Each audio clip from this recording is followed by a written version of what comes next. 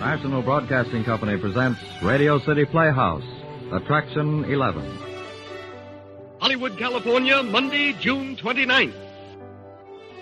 Presents the finest in motion picture entertainment, Academy Award. From Hollywood, Skippy, America's largest selling peanut butter. Cary Grant, Katharine Hepburn, and Jimmy Stewart. The Lux Radio Theater welcomes you all.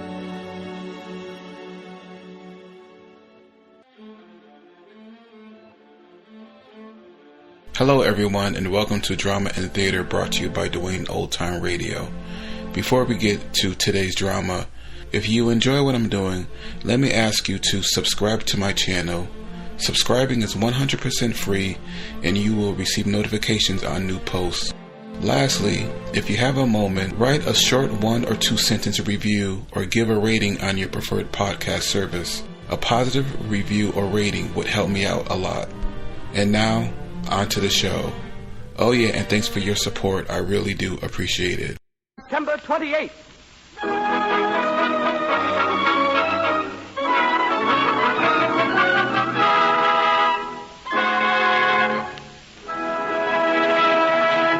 The Lux Radio Theater presents Wallace Beery in The Plutocrat.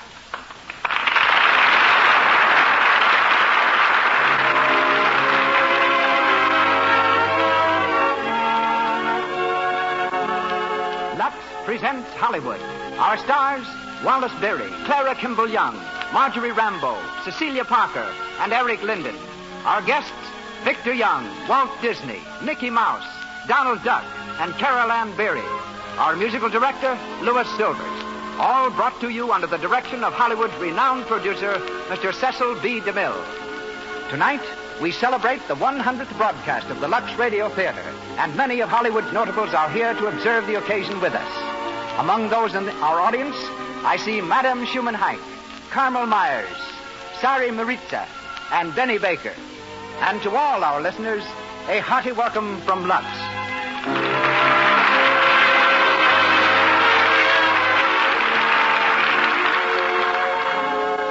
Before turning the microphone over to Mr. DeMille, may I remind you of just 2 of the many good reasons why Lux toilet soap is so popular the world over. First, Lux toilet soap guards against cosmetic skin. The active lather of this pure, delicately perfumed soap removes stale rouge and powder, frees the pores of all foreign matter, and keeps the skin soft, smooth, and clear. Second, Lux toilet soap is within everybody's budget.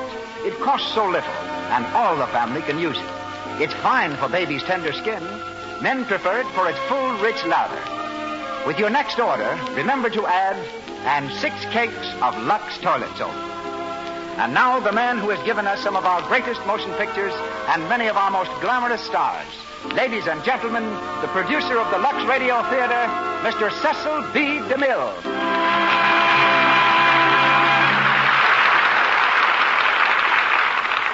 Greetings from Hollywood, ladies and gentlemen. The most hilarious April Fool joke ever played on the world, and the one we most appreciate, is Wallace Beery. He was born in Kansas City on April 1st. At the age of 9, he was the biggest boy in the 4th grade. 3 years later, he was still the biggest boy in the 4th grade.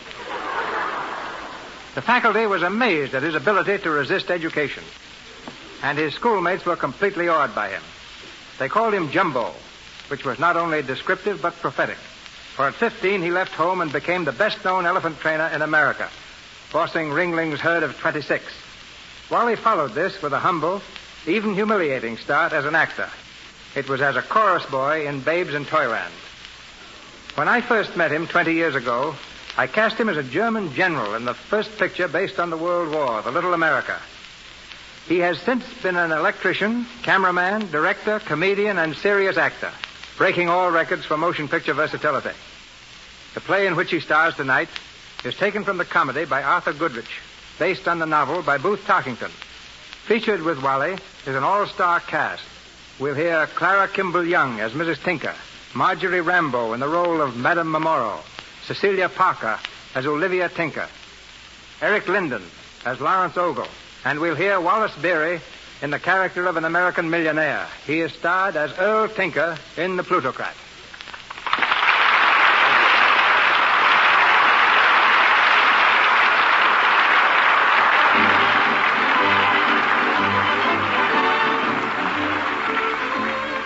a stateroom on board the steamship Doomveer.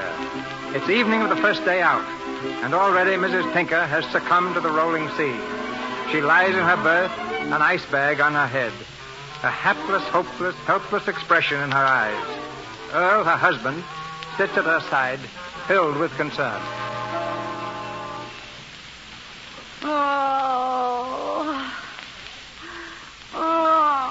How do you feel now, honey?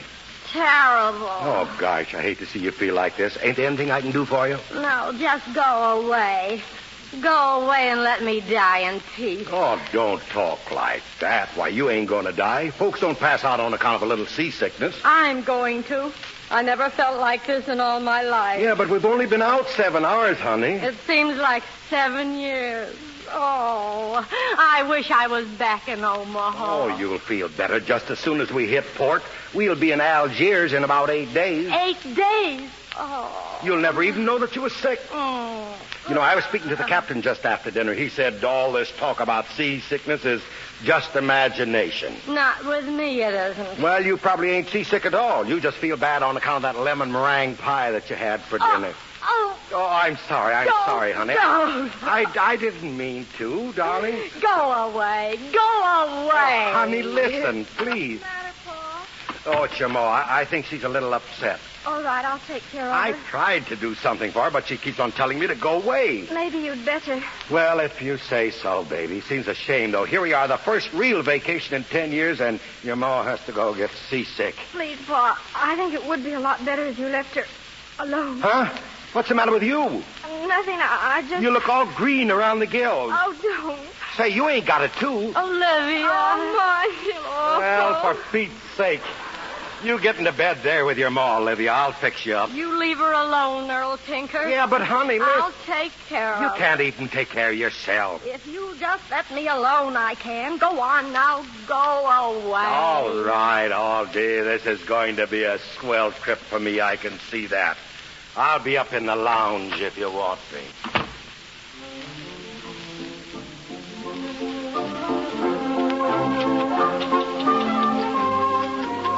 Will you have another, monsieur? Yeah, go on and fill it up, George. Oui, monsieur. You know, George, I am a terribly lonesome man. Oui, monsieur. Yeah, never mind that masseur stuff. Tinker's the name. Earl Tinker, president of the Tinker Packing Company, Omaha, USA. All steward. Monsieur? Demosthenes cocktail, please. One Demosthenes, oui, monsieur. Hi there, young fellow. Oh, good evening. You remember me, don't you? We sat at the same table, you and me and my wife and my daughter. Oh, yes, of course. Yeah, well, Tinker's my name. Tinker Meat Packing Company. I don't believe you said what yours was. Ogle, Lawrence Ogle. Not Ogle, Ogle, Pipes and Steam Fittings? Hardly, I'm not in business. Oh, you're not. Well, that's too bad. I thought you might be Ogle and Ogle, Pipes and Steam Fittings. One Demosthenes, monsieur. Say, what did you call that thing? A Demosthenes what? Oui, monsieur, Demosthenes. It is the latest drink in New York. Oh, guess you're from New York, huh, Ogle? Yeah. Well, I'm from Omaha myself. Finest town on earth. Oh, New York's all right, too, I guess. You know, it's like I always tell my wife. It's a great little place to visit, but I wouldn't like to live You'll there. excuse me, won't you? I've got to look up a friend of mine. Oh, sure. Go on. See you around sometime, Ogley. Nice fella, ain't he, huh? Oui, monsieur. Well, I guess I'll run down and see how the wife's coming on. Good night, monsieur. Good night, George.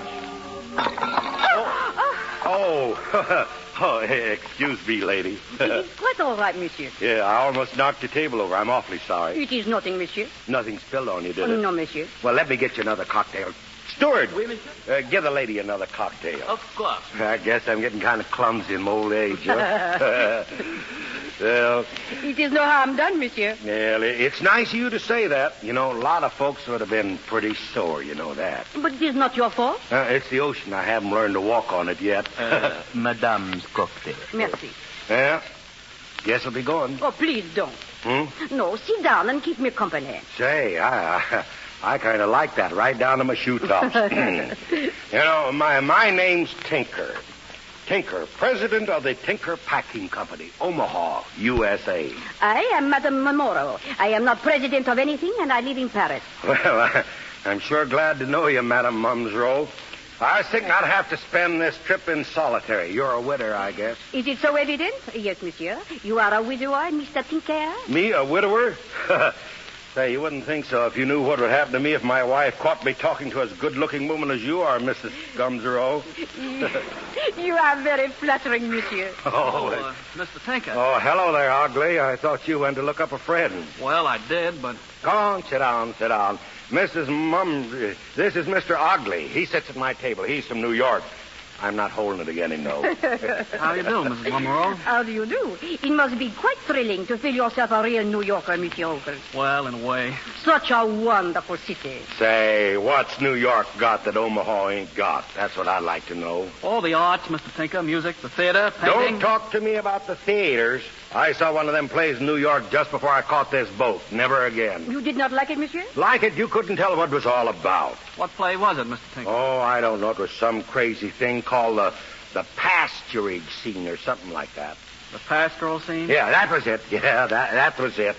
Believe me, it was certainly rotten. Well, I'm sorry you feel that way, Mr. Tinker. You see, I wrote the pastoral scene. Oh. You did. Well, imagine that, huh? Monsieur Tinker. Yeah. Madame Tinker would like to see you, monsieur. Oh, thanks. Excuse me, folks. I'll be back later, Mrs. Mumsero, if I can break out of jail. Oh, thank heaven he's gone. Well, Mr. Ogle, he is very amusing. He is so native, so typical American. Oh, he's far from typical. I mean, of your ruling class. He is a leader, Monsieur Ogle, a plutocrat. Oh, he's that all right, a provincial western plutocrat. Monsieur, you speak so harshly. He is your friend, no? Hardly. But you came to him, you spoke with him. Shall I tell you why? Please. Because he happened to be sitting with you. Monsieur? I've been wanting to meet you ever since we left New York, Madame Amoro. But why? Must I answer that? No, it would be better perhaps if you did not. We shall all be, how do you say, shipmates for 8 whole days. There is plenty of time and we shall meet often, I hope. Well, it can't be too often. You are very polite, monsieur. Oh, so here you are. I've been looking all over the boat for you. Hyacinth, this is Monsieur Ogle. Monsieur Ogle, Monsieur Hyacinth Momoro. How do you do? Hyacinth? Momoro? It is late, Mama. I think maybe we had best to scram, no? Well, excuse me, but... Do not mind him, monsieur. My son, he makes a study of American slang, Son? Did you say your son? But yes, you think that's so strange? Well, it's incredible. You're so young. Oh, 2 times you are polite, monsieur. I am glad that I look so young to you. Come, Hyacinth. Good night, Monsieur Ogle. Good night. So long, Mr. Ogle. See you in the funny papers, eh bien?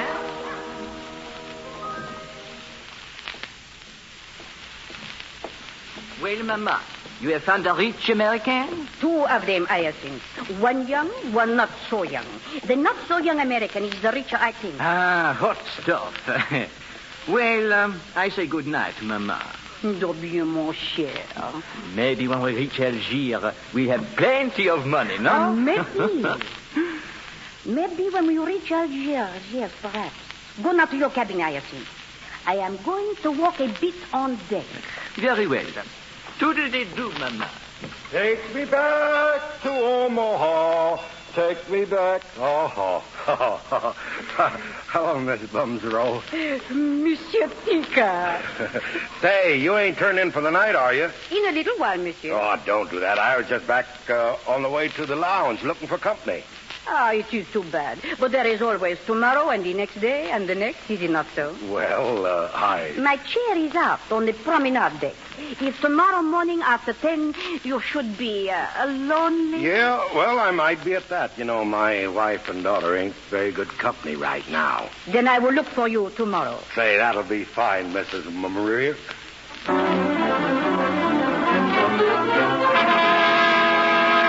First day's run, 360 miles. Nearest gas, made by Mr. Earl Tinker. Monsieur Tinker, you have won the ship's pool. Yeah, I guess I'm pretty lucky at judging distances, huh?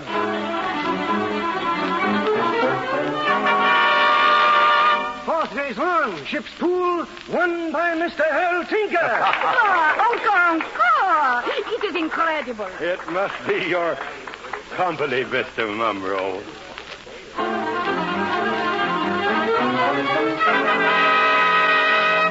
Fifth day's run, 1. Ship's pool won by Mr. Earl Tinker. Oh, Monsieur Tinker, so much money you have won. Marvelous. I haven't had as good a time as this in 20 years. Champagne, steward. Champagne for everybody.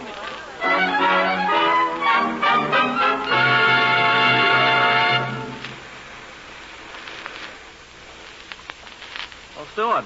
Oui, Monsieur Hogan? What time do we dock tomorrow? 9 o'clock, Monsieur. Thank you. Shall I bring you a blanket, Monsieur? It is cold here on deck. No, don't bother. Very well, Monsieur. Oh, excuse me. Oh, I beg your pardon, Miss Tinker. I'm afraid my chair is in a rather bad position here. I'll move it. Funny, isn't it? What? I told Mama when she asked me to come up here that I'd probably bump into you. I see that I did. Oh, I'm sorry. Sorry to meet me? Yes, you always made that perfectly clear. Oh, you know I didn't mean it that way. It doesn't matter. I was looking for Papa. Well, I haven't seen him. Do you know where he is? No, not the faintest idea. That's not true. You know perfectly well. He's on the upper deck with Madame Amora. Oh, is he? And you know it and I know it, but Mama doesn't. If she did... Yes, I can imagine. No, you can't. Not possibly. There's one thing I want to say to you, Mr. Ogle. You won't believe it because you come from New York. Papa is good. Oh, is he? Yes. I knew you'd say just that and just that way. Oh, is he? Oh, you make me so angry. And then I get angry all over again because I can let you make me angry. Well, I don't understand. I'm sorry, really. Listen, Mr. Ogle. Tomorrow morning we'll all be getting off the boat at Algiers.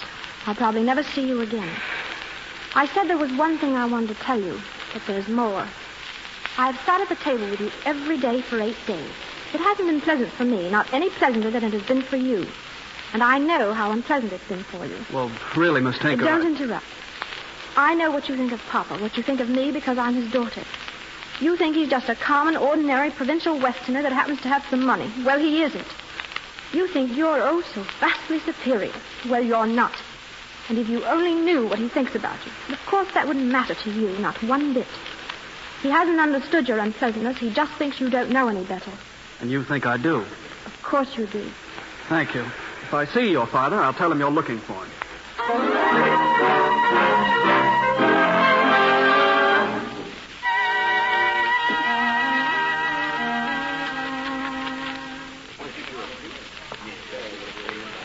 Well, Mama, you have no luck yet? Not yet, my son. There is not much time. Why do you not speak to this Monsieur Tinker? See if we can bother. I have too much pride. Besides, I know him so little. Then I am what they say, all washed up. Later, he journeyed to the edge of the desert, to Binda. He told me so just before.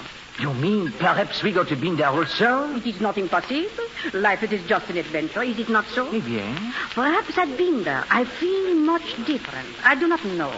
Only one thing I know. Somehow you must have everything. Oh, baby.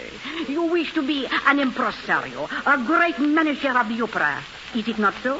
It is the one thing you wish. Okay, a great impresario. It will take much money. And how? It shall come. If I can but see you started for success and happiness, there is nothing I will not do. Mama. Madame Amora. Mr. Oakley, come and sit down. Thank you. I think perhaps you should finish your packing. Oui, Mama. I will be finished in 2 shakes. Well, my friend? Orally, I'm angry with you. Oh, but why? Well, I've been waiting an hour. Where have you been? On the deck. Oh, it was lovely there. With that creature Tinker, I suppose. Yes, he was there, too. He is the most extraordinary man. Oh, I'm not interested. Sometimes I almost think you do not like him. Like him? Orally, you know he infuriates me, just being what he is. Besides, I hate him because you seem to like him. Ah, jealousy? Well, call it that if you like. Perhaps, my dear, that is what I wish. Orally. Listen to me. We are almost at Algiers.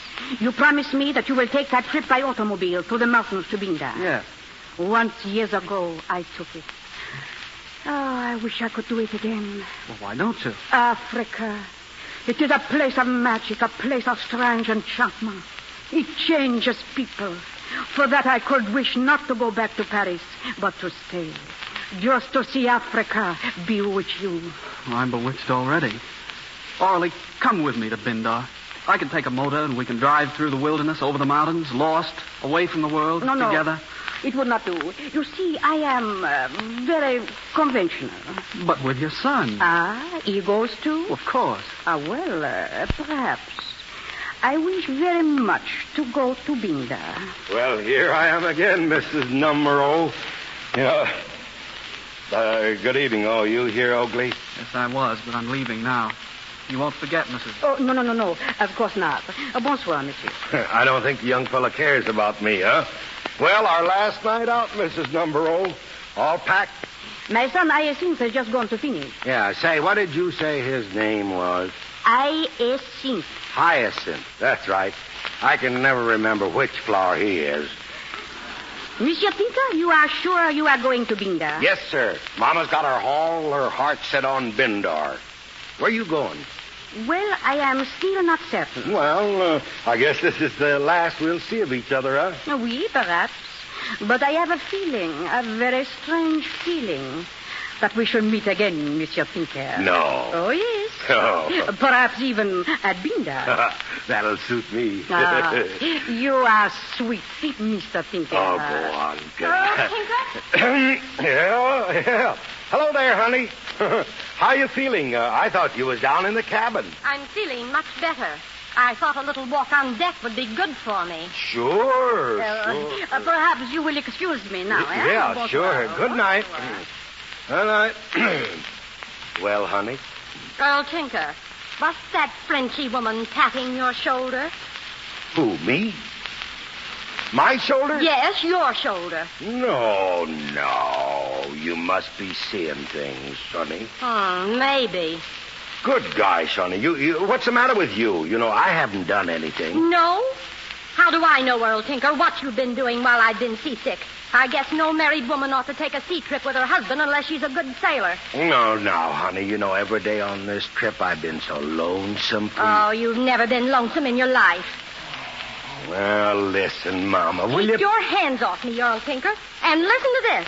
If you ever go chasing off after any other woman, Well, I'm just warning you, that's all. No, say, I don't need any warnings. I'm going back to the cabin.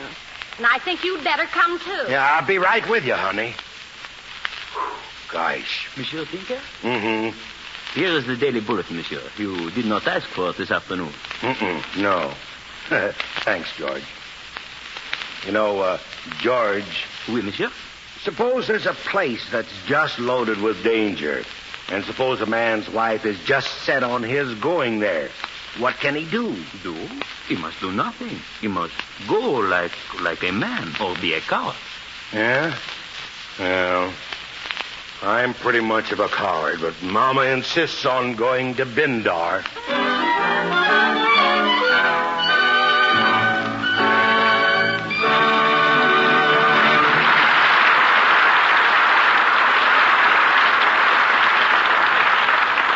In just a moment, we'll go on with the Plutocrat, the Lux Radio Theater production with Wallace Beery and an all-star cast. Just now, we're going over to the Paramount Studios. Two girls have met on the lot. Let's listen to what they say. Hello, Judy. Going my way? Say, what's the matter with you anyway? Oh, thought I was going to make the grade for that taxi dancing scene in the New Orleans Cafe. But I didn't. Probably I'll never get a job on this lot again. Or any other, I guess. Oh, get hold of yourself, Judy. It'll come out all right. No, it won't. I was all set for this job, and they told me nothing doing. They said that even though my dancing was good, I showed up badly in the close-ups. And it's all because of my skin. Flo, why should I have all these little blemishes? You don't. Your skin is lovely. Well, I do give my skin a little attention. For one thing, I use Lux soap regularly. You know, Judy, I bet you never really get all of the stale makeup out of your skin. No wonder you've got choked pores and little blemishes. There are thousands of girls today like Flo. They use rouge and powder as much as they like, but they keep their skin soft and smooth with Lux Toilet Soap's active lather. There are some Judys, too, who miss out because cosmetic skin has made them unattractive. It's foolish to risk cosmetic skin when such a simple, inexpensive care as Lux Toilet Soap guards against it. Begin to use it right away, as 9 out of 10 screen stars do. And here's Mr. DeMille. We continue our play, The Plutocrat, starring Wallace Beery with an all-star cast.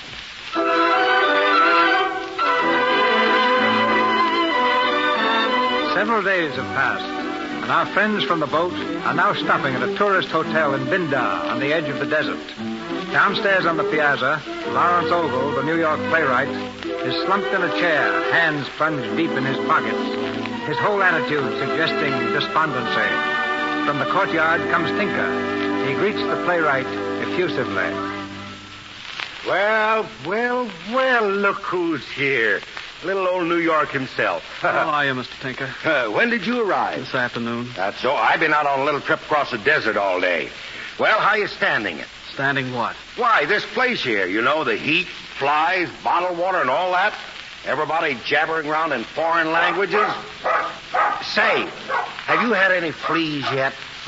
No. That's good. Neither have I, but Mommy. Well, we won't go into that, you know. Thanks. You know, what they need here is a good, live, snappy board of health. Now, you take all these smells around here, for instance. I didn't realize what could be done in the line of smells. But over in that town of Sibioki, where I was today, I ran across one smell that had anything that I ever smelled stung to death. Sibioki. That a funny name for a town? Is it any funnier than Omaha? Well, at last you said something.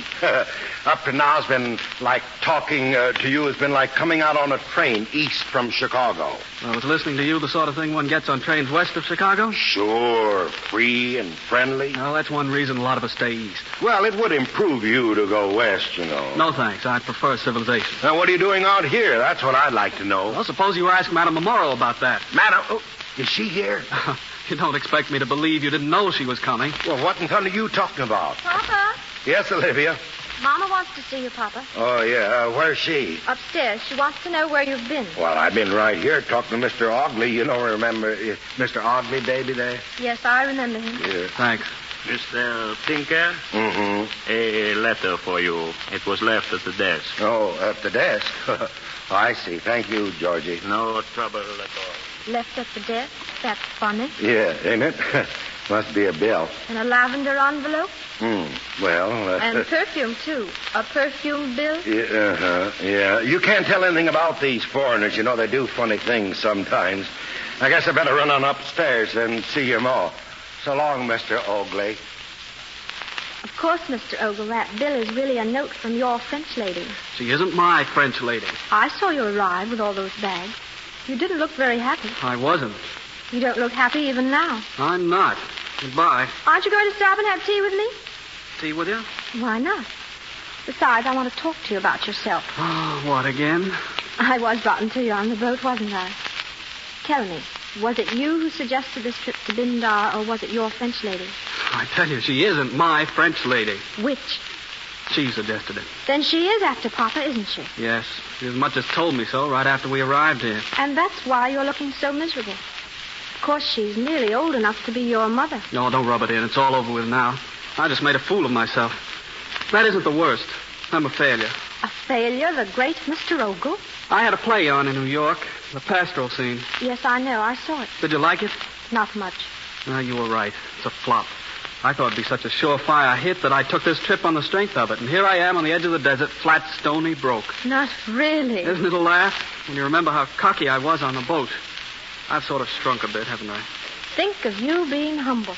You don't know how becoming it is. Well, you'll just have to sit down and write another play, a better one. I have written a better one. Producer has it now, but he'll never put it on, not after this washout. Well, what are you going to do?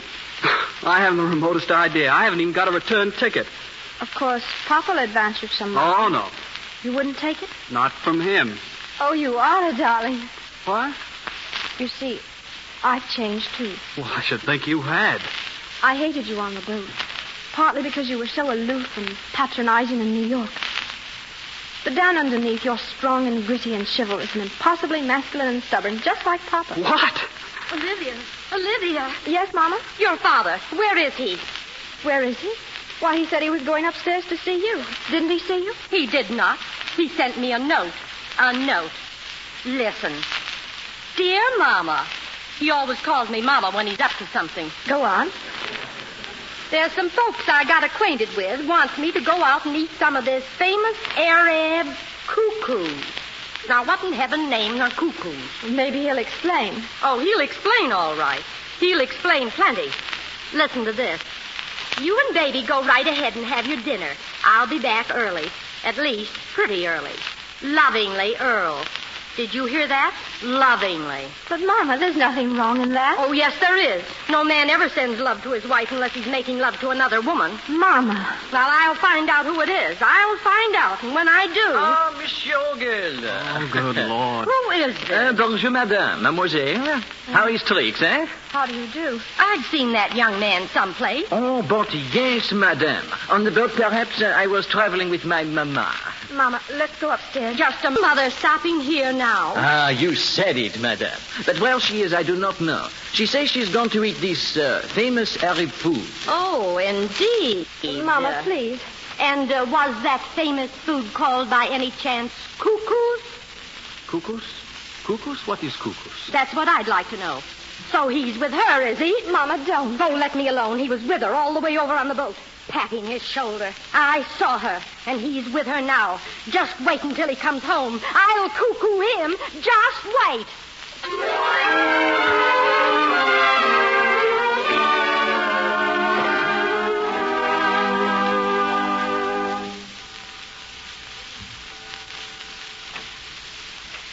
Come on into the card room, Mrs. Mumro. Ah, there is no one here. No, not at 2 o'clock in the morning. 2 o'clock. Gee, this is a terrible time to be coming home. My wife will be worried sick. It is late. If that guide had not lost his way. Yeah, a swell guide he was. Ah, but it was beautiful. Moonlight on the desert. Sure, moonlight's great anywhere. You ought to see it out in Omaha. You never forget, do you? I should say not. As a matter of fact, I'm getting kind of homesick for the old place right now. You know, I ought to be getting started back there pretty soon. You will go, and I will stay. But tonight we are here together. Yes, ma'am. I'm not so sure it's a safe place to be, though.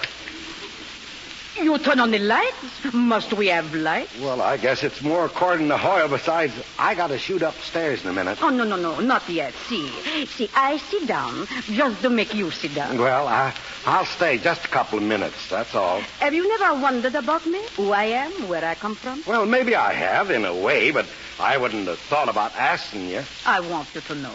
Listen. 20 years ago, I am at Budapest. I am dancing. It is a masquerade. I bet you was a stunner then. One man there thinks so. I meet him at 9 o'clock. I dance with him, with no one else, until 1. Then we run away together. Now, that's what I call snappy work. All night we drive. At daybreak, we are married. Too late, I find out that he is the crown prince of... Oh, no. It is better that I do not name the country. It is so long ago. He is the father of my son. Honeysuckle? I think. Oh, yeah, that's right. Oh, darn it. I'm always getting those flowers mixed up. God, but say, then that kid's a king. But no. My husband, he cannot go back to his own country. He calls himself Momoro. He lives in Paris. He was a colonel in the war. He died for France. Little by little, we lose everything. I must help my son. So we try America. But no, there is no place for us there. So we start back home. But first to Algiers, where we have friends. Then on the boat coming back, I meet you and... Oh, no. I cannot go on. I cannot say the rest. Oh, say. Don't cry, Mrs. Mumsrow. You are so big, so kind. If I can but rest here for just a moment against your shoulder. Well, I'm not so sure my wife would like that. She wouldn't like that, Mrs. Mummerow, but... In a moment I go. Have no fear. No people ever come to this room after so late an hour. I know, but Mama ain't people, Mrs. Mummerow. No, now, come on. I'm getting kind of nervous about my family. But it is my son. Now, do not say heliotrope or honeysuckle. Now, don't tell me. Hollyhocks. I think. I got it wrong. He has ambitions, monsieur. He wished to be an impresario. A what? An impresario. You don't say so. It costs 400,000 francs to buy him a partnership. 400,000 francs? How much is that in real money? Oh, you do not wish to give it me? Oh, I am so ashamed to ask. No. I didn't say I wouldn't. Monsieur Tinker, you like me, Huh? yes? Oh, sure. Very, very much? Well, now, you know, I'm a married man, Mrs. Mumsrow. I got the finest little wife in the world. No, but you do like me. Well, I doggone, I think I better go on upstairs. Earl? Yeah. Is that you? Yeah, gosh, it's Mama. Mrs. Mumsrow, you step out on the balcony, will you? Go on, get out like a good girl. Very well, but I will see you tomorrow, no? No. Yeah, I mean, yes. Go on. Good night, monsieur. Good night, monsieur. And I'm back in Omaha. Earl Tinker. Uh-huh. Where have you been? Oh, hello, honey. Gee, did you get my note? I certainly did. Well, everything's all right then. That's fine. What's fine about it? Well, you see, some gentleman asked me out to fry some of the famous cuckoos, and well, I would have taken you along, but you haven't shown much appetite for these foreign dishes and all, and so I went. That's it. I went. Uh-huh. And who were the gentlemen you ate cuckoos with? What were their names? Their names? Why, honey, you wouldn't know them if I told you. Name one of them. One of them? Cinch. One is... well, Mr. Oakley was one of them. Yeah, I don't believe you know him, though. Oh, yes, I do. And Mr. Ogle has been out with Olivia all evening, looking for you. That's where Mr. Ogle was. Now, Mama, don't get excited. You know... Come on over here and sit down, honey. Let me alone. I know where you were, Earl Tinker, and I know who you were with. You ought to be ashamed. But I ain't done nothing to be ashamed of, honey. Coming home at 2 o'clock in the morning. I can explain that, Mama. We had a guide, and after we ate the cuckoos, the guide showed us around, and he got lost. Lost? What kind of a guide was he? An Arab guide? Now, look, Mommy, I can explain... Don't bother to explain, Earl Tinker. I don't want to hear any more of your lies. Oh, Mama, After 25 years. 25 years! This has to happen. Nothing's happened, honey. Well, it won't happen again. I'm going home. I'm leaving this place tomorrow. All right. I'll get the tickets. You needn't bother. I'll get them myself. You don't mean you're going home alone? No, I'm going with Olivia. What about me? I don't care what you do. Stay here if you like. I don't care. Oh, now. That ain't no way to talk. You don't mean that, Mama. Yes, I do. And I wouldn't care if I never saw you again. That's how much I mean it. Oh, Mama. Here. Wait a second, Mama. Oh, gosh.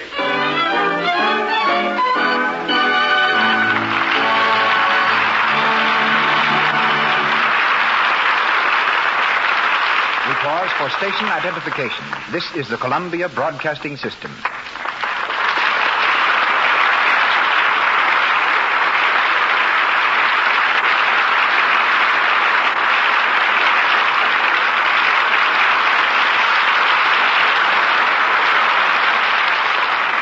Since the advent of sound pictures just 10 years ago, Hollywood has become the world's largest colony of musicians.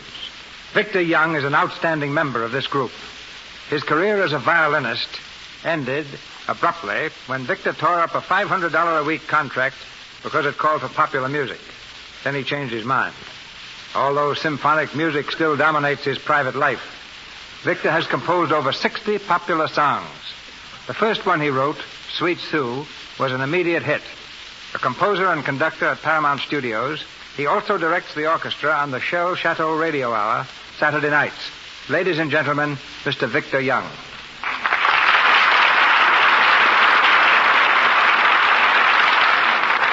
Thank you, Mr. DeMille.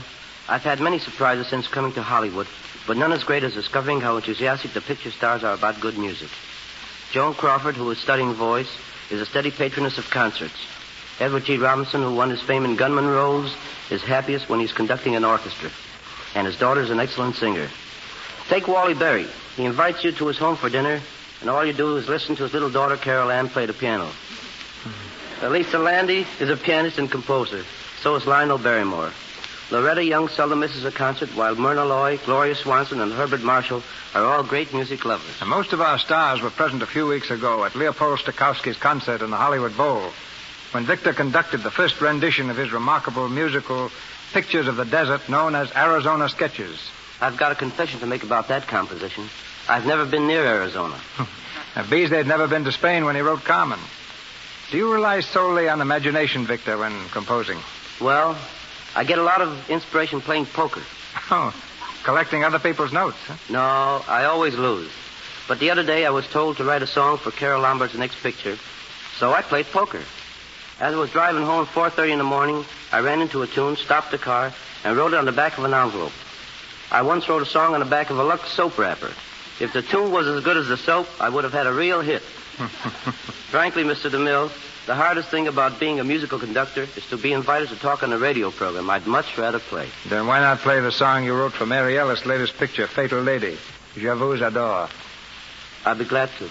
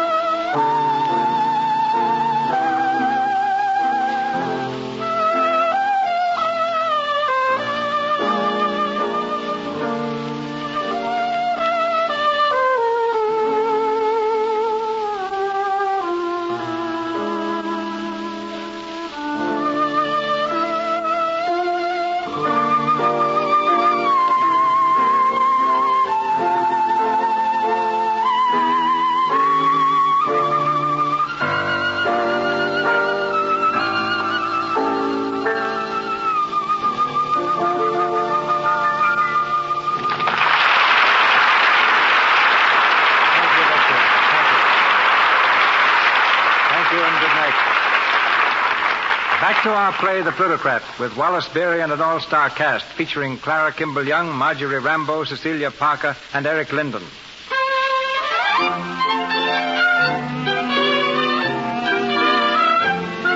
It's early the next morning.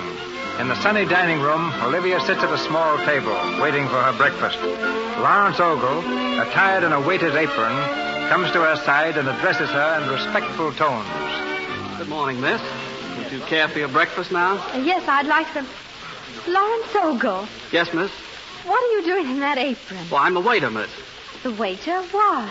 Well, I had to do something. I haven't any money, you know, so I asked the manager for a job and got it. Well, I never. $9 a week and keeps. I've got it all figured out. If I hold this job and bank all of my tips, I ought to have enough money saved up to get out of here by Christmas. Well, Easter at the latest. Lawrence Ogle, you're a fool. Yes, miss. Will you have some grapefruit? Listen to me. The melon's particularly nice this morning, miss. If you say miss to me again, I'll scream. Yes, miss. Listen, Lawrence Ogle. You go right out to the office this minute and resign. I'll see that you get back home all right. I'm sorry, miss, but I've got to see to that myself. You refuse to accept any help? Oh, not at all. If you could find it in your heart to leave an extra large tip, say 15 cents or maybe 20. Oh, why are you so stubborn? Well, I'll tell you why. Because I've been a failure. But worse than that, I've been a cheap, egotistical faker. I knew that last night, walking out across the desert with you by my side. You remember what I said? You were moonstruck. Well, the sun's shining now. Then you're sunstruck. Anyway, I made a decision last night. I determined that I had to work and to work hard to get back my self-respect because someday I'm going to marry the finest girl in the world. Are you sure she'll have you? Absolutely. When that girl marries, she's got to marry a man. Her parents might object to her marrying a waiter in an Arab hotel. Well, then I guess I'm out of luck. You will be, Lawrence Ogle. If Papa comes down and finds you dressed up like that, he'll laugh you off the map. Oh, he's down already. What? Sure. Did he see you? Well, yes and no. He looked at me when I spoke to him, but I doubt if he really saw me. I think he's in a daze or something. Poor Papa. Where is he now? Outside on the porch. He's been walking up and down out there all morning. Up and down, back and forth. There must be something on his mind.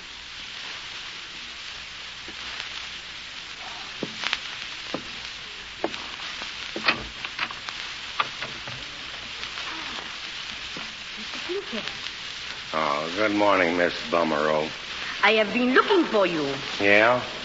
Monsieur Tinker, I heard last night what you say to your wife. Yeah. I guess the whole hotel heard it. I am sorry, terribly sorry. Oh, that's all right. It wasn't your fault, Mrs. Gummerow. My wife, well, she just don't understand, that's all. She won't give me a chance to explain anything. She is going away? Yeah, I guess so. I am leaving, too. You? When? This morning, now. I could not stay after causing so much trouble for you. Oh, listen. No. It was my fault, everything. But I will try to make it right again, Mr. Tinker. I will go to your wife. I will say, take him back, Mrs. Tinker. He is the nicest man I have ever known. No. No, you better not say that, Mrs. Bummerow, I tell you. No. But why? It is the truth. Maybe, but, Mama's kind of funny about them there things. No, I don't think you better say anything to her at all. But she will leave. She will get a divorce, no? Yeah, she kind of hinted at that. And what will you do then? Well, I haven't thought about that. Ain't very nice, though. When I start out on this vacation, all hopped up about seeing the world and having a good time, and now, well, look what's happened. Whole business gone to smash. I wish I'd never left Omaha. Monsieur Tinker, why don't you come with me? I will make you happy. Come with you? Oui. My son and I are leaving now. Come with us. Oh, no, I couldn't do that. Why, what would I be doing traipsing around with you and hollyhocks? Mama, you are ready, yes? The car is waiting. In one moment, Hyacinth. Monsieur Tinker. Say before I forget it, I got something for you here. What? But what is this? A check? And for so much money? Well, you said you needed 400,000 francs to make that son of yours, what was you were going to make him? Grand impresario. Impresario, yeah, that's right. So I made out a little check. Mama. No. We cannot take it. Oh, sure you can. No, please. Oh, come on, give me your purse and I'll put it in there. Come on, hand it over, Mrs. Mummerow. There. Now, what do you think of that? What do I think? I think you are the biggest, the most generous. The most magnifique. Never mind that. You run along with your ma, you'll be late. Hyacinth and I, we go alone? Well, I... Oh, think what it means. If you stay, it is a life of emptiness. I'll tell you what I'll do. You wait down there in the car just 10 minutes, and if I don't turn up, why, you go on and scoot along by yourself. Very well. I will wait for you. But if we do not meet again, goodbye, mon ami. Goodbye. Goodbye, Mrs. Bummerow. We'll know in 10 minutes whether it's final or not. Adieu, Mr. Tinker. Goodbye, Heliotrope. Oh, thank you for your kindness. You are the cat's Vola.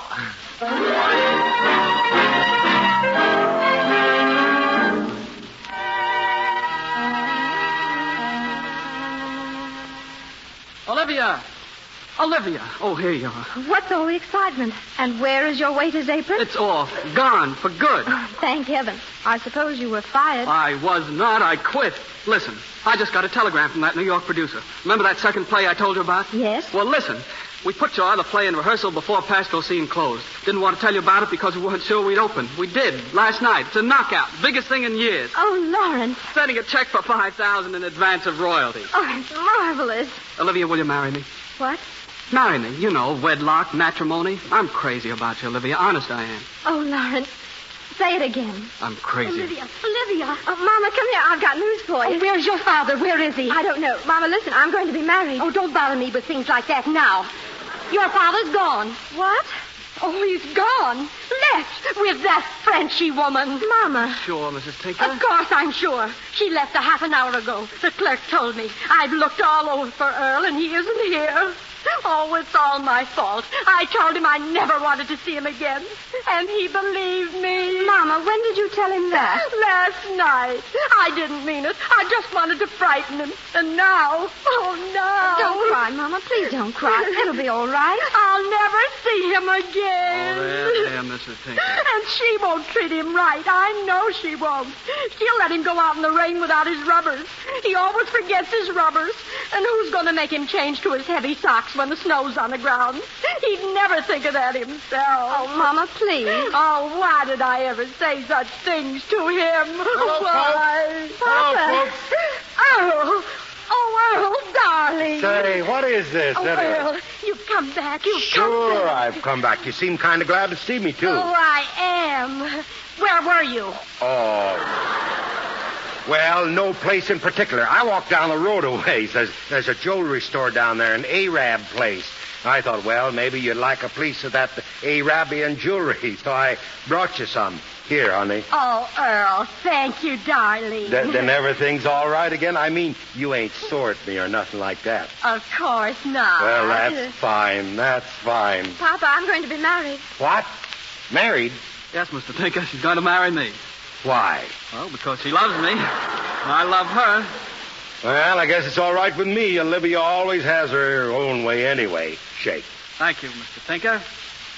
Well, everything looks rosy for a while, don't it, Mama? Yes, Earl. Well, I guess it ain't been such a bad vacation after all. Of course, you got seasick. Olivia got a husband. That kind of makes up for it. And oh, yes, I made a honeysuckle an impresario. Say, Oakley, you're a pretty smart fella, ain't you? Well, maybe. Well, tell me something, will you? What in the blazes is an impresario?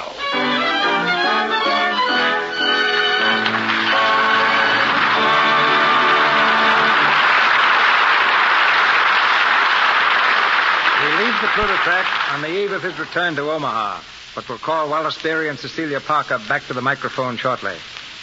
Today, the world's most popular screen personality is celebrating the 8th anniversary of his debut in films. He has awards from 9 different nations.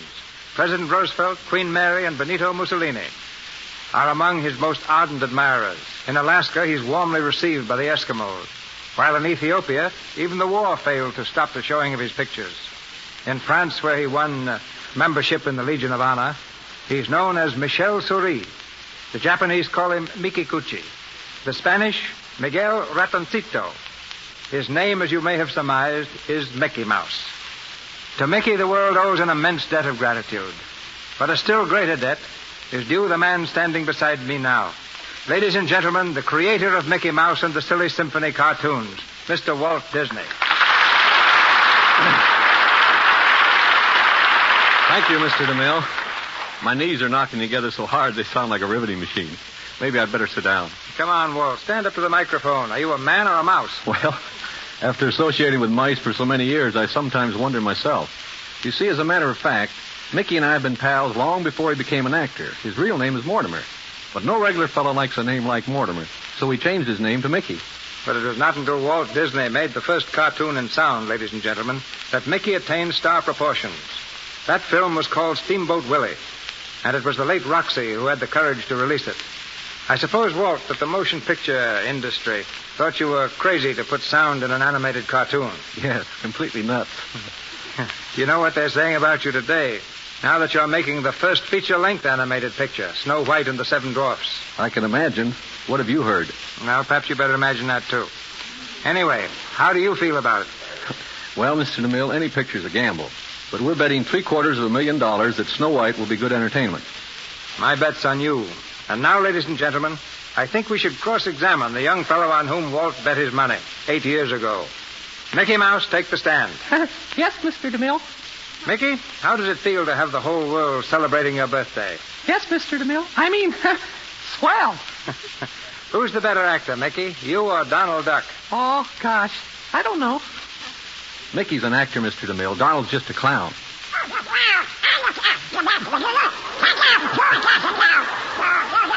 Mickey, is it true that you're jealous of Donald Duck's meteoric rise to fame? Oh, absolutely not, Mr. DeMille. Donald was starving to death singing in radio when Mickey found him.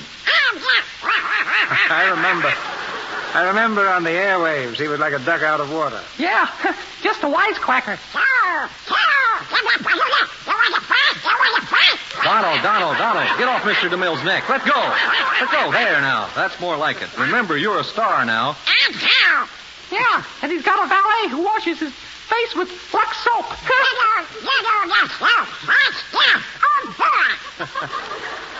Donald Duck, you've denied being the worst singer in the annals of radio. All right, prove it. Sing. And it better be good.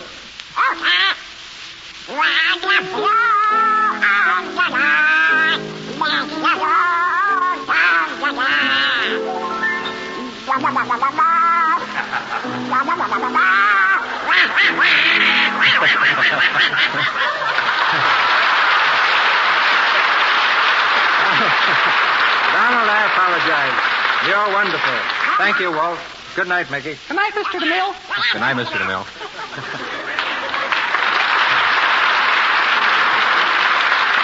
And as you like it, Shakespeare says that each man in his time plays many parts. But surely few have played so many parts so well as Wallace Beery. Wally, I think, has been everything except a leading lady. But here he is now, leading a lady to our microphone. Wallace Beery and Cecilia Parker. Thank you, Mr. DeMille. You gave my history wrong. I was a leading lady once. My first part in pictures was as a beautiful Swedish housemaid.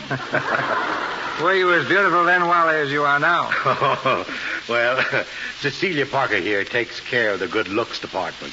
Maybe I should say the good looks department. Well, of course you should say the Lux department. Although I guess it isn't really news that I use Lux soap. Practically every star in Hollywood does. But honestly, Mr. DeMille, you shouldn't say Wally isn't good looking. I think he's beautiful. Thanks, Celia. Well, I guess I'm the only one in Hollywood who wasn't even considered for the part of Romeo. But you got just as great a part in your new picture, Old Hutch. Well... The only difference is that instead of making you a great lover, they made you a great loafer. Well, you know, I always carry my critic along with me, my daughter, Carol Ann.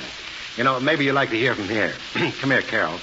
Carol, this is Miss Parker and Mr. DeMille. How do you do, Mr. DeMille? You know, Mr. DeMille has directed some of the greatest pictures ever made. You know, for instance, did you ever hear of Cleopatra? Daddy, I can't say that word. Was that you, Mr. DeMille? I'm afraid not, Carol. It's the first time I've been mistaken for the siren of the Nile. You see, Carol, Mr. DeMille produces this program for Lux Toilet Soap. Oh, I know about Lux toilet soap. I wash my daughter's face with it. She won't let me use anything else. Well, true Hollywood doll. Well, the next time that you wash your face, don't dump those suds on the lady's parrot next door, will you, please? Now, listen. Now, we forgot to ask you, how you were sitting out there, how did you like the show? The show was all right, but why didn't you do something? I can always tell when you're tired and sleepy and time to go home. Well, Mr. DeMille, I think we better say good night. Good night, Raleigh. Good night, Mr. DeMille. Good night, Miss Parker. Good night, Carol. Just a minute, Carol Ann. There's something more important than going to bed. How would you like to meet Mickey Mouse? Oh, I would love to meet Mickey Well, Mouse. here he is. Hello, Carol Ann. Happy birthday, Mickey. Thanks. Same to you, Carol Ann. What's that noise, Mickey? Oh, that's Donald Duck. Would you like to meet him? Oh, I don't care.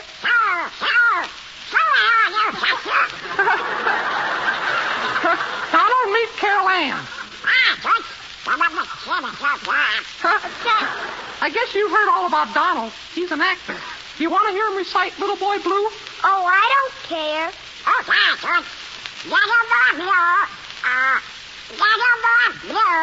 Come blow your horn.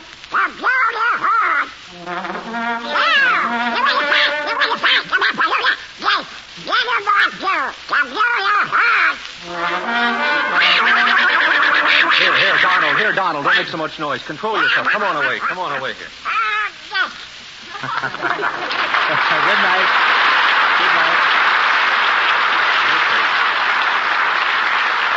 Thank you, Donald and Mickey. And you too, Wallace Beery, Carol Ann, and Cecilia Parker. Ladies and gentlemen, this is your announcer, Melville Ruick. In a moment, Mr. DeMille brings word of next week's program. Tonight's star, Wallace Beery, appeared through courtesy of Metro-Goldwyn-Mayer, Mr. Young and Mr. DeMille, Paramount, and Louis Silvers, 20th Century Fox, where he wrote the musical arrangements for Shirley Temple's latest picture, Dimples. And now, Mr. DeMille. This coming week, the biggest event in baseball commences, the World Series. In observance of this, we bring you next Monday a story that will delight baseball enthusiasts and will equally delight those who think a baseball pitcher is something the water boy carries around. Next week, we give you a splendid comedy with one of the world's greatest comedians when the Lux Radio Theater presents Elma the Great, starring Joe E. Brown with June Travis.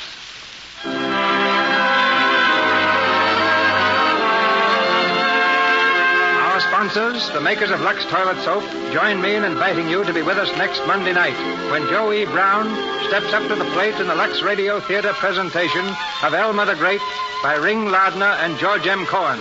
This is Cecil B. DeMille saying good night to you from Hollywood.